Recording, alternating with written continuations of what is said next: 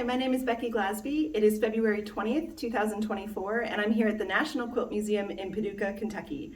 I'd like to tell you a little bit about my quilt, which is titled Becky's Version, and it was inspired by one of my favorite artists, Taylor Swift. So there's a lot of things coded into this quilt and layered into it just the way Taylor likes to do with Easter eggs and her songs and her messages to her fans. And it just seemed like the right time, have to make this quilt and kind of incorporate all those different layers. So I started by choosing my fabrics based on the colors of her albums or eras. They each have a specific color associated with them. So there are 10 different colors here to represent each of the albums. The number of pieces of each color that I cut, I coordinated to how many songs are on that specific album. So that's why there's more of one color than the other, why it's the size that it is. I kind of let the tracks decide how many pieces are going to be part of this quilt.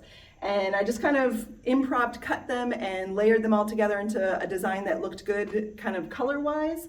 And for the quilting, I chose 10 coordinating threads that match those album era colors as well, and just did kind of organic curvy lines throughout the quilt. I did take time to free motion in the names of each of the albums into their coordinating colors. So like Speak Now is in purple, Red is obviously in red, we've got 1989 down here in blue, and the rest of the album titles stitched into the quilt. So once you get a little bit closer, you can see those titles. And once it was all quilted and I was squaring up the quilt, I realized some things had shifted a little bit, and I ended up cutting off one whole piece of red from one of the top corners. So because that was representative of how many songs were on the album, I was trying to figure out how to add that red strip back in so the counts would be correct.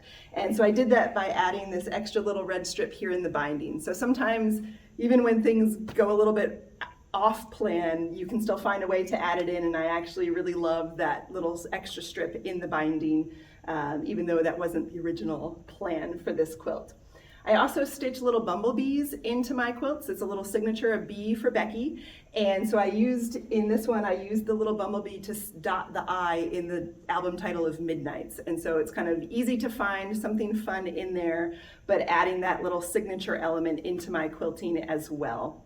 There's a special little code up here in this row, and I went in chronological release order of the album, starting with her debut album in those colors across. So kind of that extra deep layer with the Easter eggs for my quilt.